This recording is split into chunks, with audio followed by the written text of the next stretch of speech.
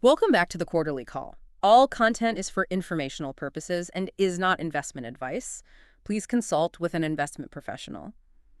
Today, we're going to tackle uh, a really significant development Yeah, this new tariff regime, it's a big one. announced April 6th by the Trump administration. We're drawing from a detailed conversation with Treasury Secretary Scott Bessent. Right. So our goal here is to kind of unpack the thinking behind this major economic shift. Understand the why, basically. Exactly. And look at the potential effects, on the U.S. economy, especially for the middle class. And what the administration sees happening down the road. We're trying to get straight to the source, understand the logic, and, well, the intended consequences they see. And what's striking right away is how Bessent frames this. It's not out of the blue. No. No, he talks about it as a 40-year vision of President Trump's. 40 years. Wow. Yeah, and he connects it to history, like Alexander Hamilton using tariffs way back when. For national funding, protecting new industries. Exactly that. Yeah. And he also points to Ronald Reagan's economic shifts as another reference point. Okay, so historical precedents. Hamilton, Reagan. What's the Trump edition, though? Well, the third element, as Bessent puts it, is explicitly using tariffs as a negotiation tool, a strategic lever. Ah, okay. So what's the main goal now with this approach? The primary objective, the way he lays it out, is tackling what they see as the evisceration of the American middle class. Strong word. It is. The idea is to try and bring back an older standard of living, address those distributional problems. You mean like coastal areas doing well, but the middle of the country struggling? Precisely. That disparity. This is pitched as a direct way to try and reverse that trend. And it's not just domestic economics driving this, is it? He mentioned national security, too. Oh, absolutely. That's key. Yeah. He stressed how the pandemic, COVID-19, really exposed supply chain vulnerabilities. Right, for essentials. Medicines, semiconductors. Exactly. So the administration's view is clear. Economic security is national security. You need to be able to make critical things at home. Which leads to this idea of reindustrialization, bringing manufacturing back. That's the core of it. Yeah. Shifting away from a heavily financialized economy. You hear that slogan, Wall Street's done great. It's Main Street's turn. Captures it pretty well. It aims to. Okay, but let's talk about the elephant in the room for many listeners. The stock market. Tariffs get announced, markets react. What's Bessent's take? Yeah, he addresses that head on. He suggests the recent market dip is less about the tariff plan itself. Oh, what then? He points more towards a correction in those big tech stocks, the Mag 7, especially after China's AI announcement, DeepSeek. Interesting. So separating the tariff news from other market forces. Right. He uses that classic analogy. Right. The market is a voting machine, short term, reacting to sentiment. But a weighing machine long term. Exactly. Reflecting the underlying economic fundamentals. And that's their focus. So what are those fundamentals they're aiming for?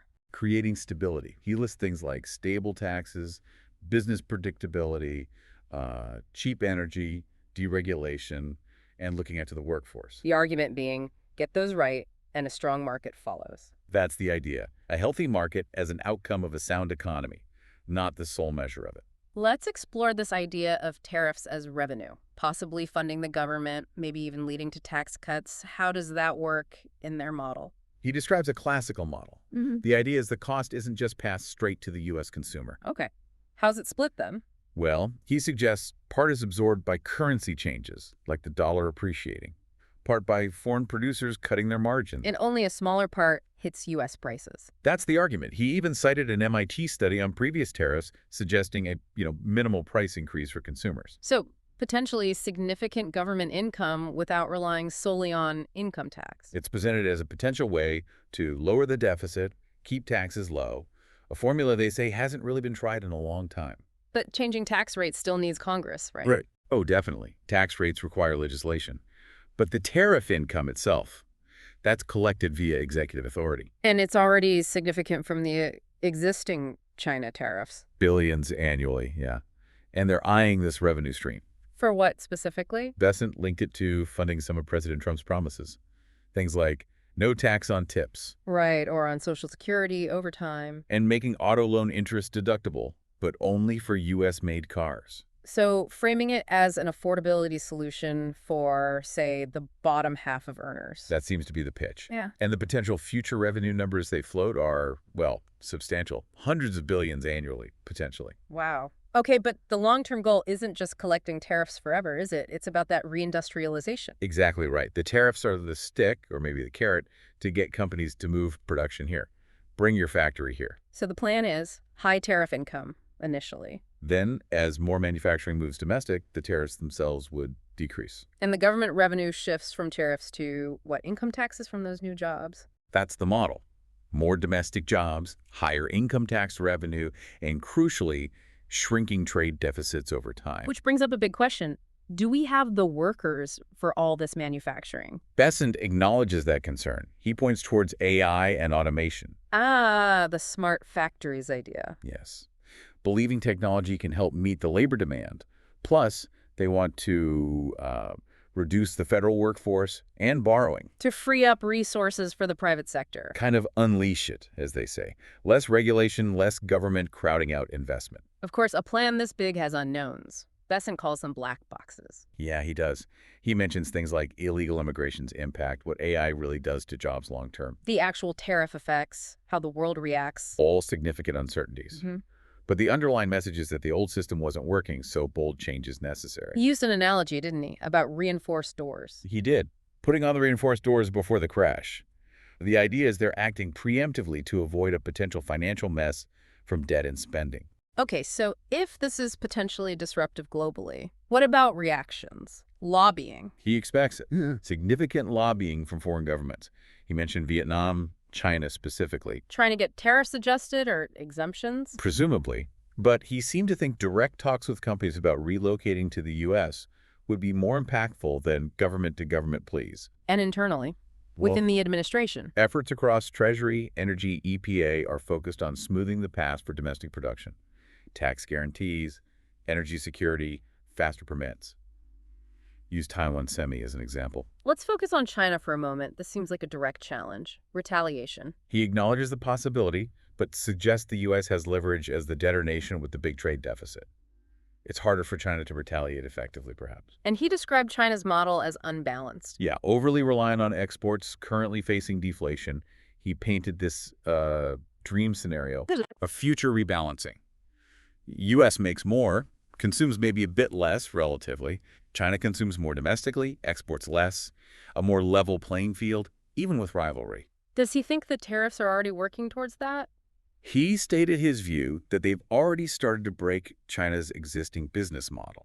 Communication seems vital here, especially with China. Oh, absolutely. He highlighted the direct Trump-Xi communication line as critical for managing that complex relationship. And Europe? He mentioned past issues like Nord Stream 2. The underlying point seemed to be that export-heavy economies, like Germany, also need to think about rebalancing. Looking ahead, say 4 years, Besant seemed optimistic, drawing a parallel to Reagan's first term. Yeah, acknowledging initial bumps but predicting significant success later. He's confident the positive effects will show within 4 years. And he pushes back against fears of inflation or hurting workers. He does, pointing to the results from the previous Trump term, things like working-class wage growth, faster net worth gains for the bottom 50%, arguing those fears didn't play out then. He used a striking contrast, too, didn't he? Europe vacations versus U.S. food banks. Yes, as a sign of a two-tiered economy needing a fix. The goal, he stressed, is good jobs, opportunity, not handouts. Okay, so alongside trade, there's this push for government efficiency. DOGE, the Office of Government Efficiency. Right, it's presented as a dual approach. Fix trade and also cut government waste and spending. He used New York versus Florida as an example of potential efficiency gains, comparing state budgets and services. The goal is an inflation-adjusted net reduction in federal spending in 4 years. And bringing in outside expertise. Yeah, recruiting people with significant private sector experience into DOGE to drive that efficiency. What about the Federal Reserve in all this, monetary policy? Besant stressed the Fed needs to stick to its core job. Monetary policy, low inflation. And avoid what he called mission creep, getting into areas like DEI or climate, which he feels harms their credibility. He was critical of regulatory oversight, too. Pointed to Silicon Valley Bank as a failure stemming from not focusing on basic financial risks, lack of common sense, as he put it. Interesting tangent. He talked about gold. Why the recent demand? Several factors, he thinks. Some tariff uncertainty initially, though gold's expected to be exempt now. Okay. Also, distrust in currencies, especially maybe in China with capital controls, and just its historic role as a safe haven. So even with a finance background, he sees its enduring appeal. Acknowledges it as a store of value, kind of independent of government actions or failures. One more area, Ukraine. Besant went to Kiev. What was the purpose? To present President Trump's economic agreement, part of his proposed peace plan. What's the strategy there? He described a sequence. First, build closer U.S.-Ukraine economic ties. That signals commitment to Russia. And shows an American stake beyond just aid. Exactly. A partnership, he called it, not a predatory loan or asset grab, though he admitted getting it signed wasn't easy. But the potential upside being? He compared it to Poland's growth post-Soviet Union, suggesting Ukraine could have a similar economic future with U.S. support and peace. This is a lot, a very comprehensive, interconnected strategy. It definitely is. And Besant emphasized message discipline within the administration. Everyone follows Trump's lead on this. Especially on dollar policy. Explicitly. Only Trump and the Treasury Secretary speak on that. Maintaining a strong dollar policy based on those long-term fundamentals we discussed. Well, this has certainly given us a much clearer picture of the administration's thinking, drawing directly from Secretary Besant. It's a fundamental shift they're aiming for. Absolutely. Revitalizing the middle class, national security, rebalancing trade. Yeah. Huge goals. With potentially huge implications. So thinking about all this, the ambition, the potential disruptions, maybe the final thought for listeners is, beyond the stock ticker, what else should we be watching? What are the real indicators, maybe for everyday Americans, to gauge if this transformation is actually working in the years ahead? That's the critical question to ponder, isn't it? How do you really measure success here? Thank you so much for tuning into the Quarterly Call. For more episodes, please remember to rate and follow our show. Until next time, stay curious and stay informed.